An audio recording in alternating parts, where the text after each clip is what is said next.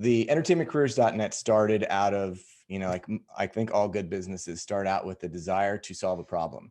And, when I was a UCLA student, I was lucky enough to get a job at Warner Brothers, which was my big introduction to the entertainment industry. Not being a kid that grew up in LA, it was not really a thought that would be an option for me.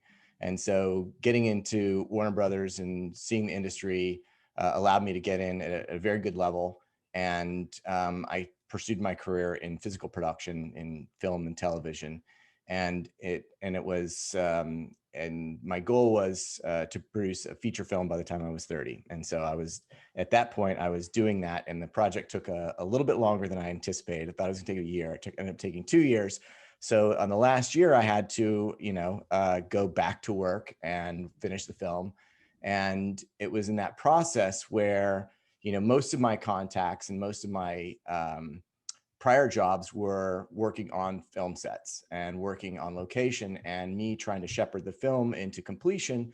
I now had to be able to return phone calls and return emails, and I couldn't be on set and I couldn't be away on location. And so, at 30 years old, I was kind of starting over with my network. And at that point, it was, sort of the early days of internet recruiting, and there were jobs sort of scattered all over the place. And so I just really organized the resources for my own sort of selfish needs.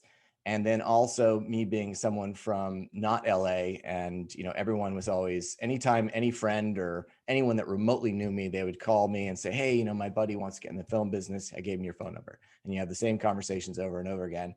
And so I created something that was called the Entertainment Employment Guide at the time.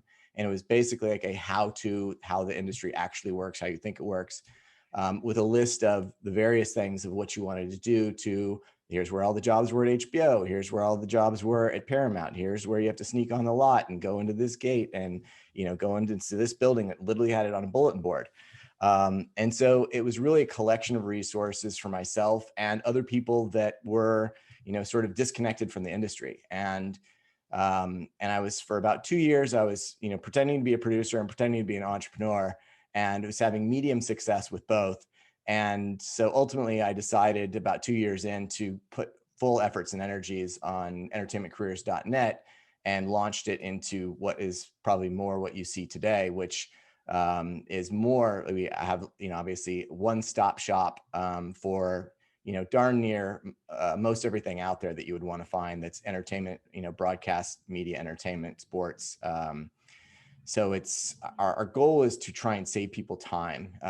It's like we're all sort of time starved, especially when you're job seeking, and to provide resources and job leads all in one spot, versus having to go to 4 or 5 different places, or every single studio's applicant tracking system or career portal.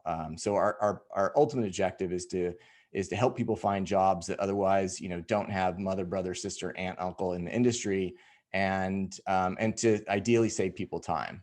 And so that's what we do. And it's a fun business. We like to think that we're in the business of helping people in a meaningful way.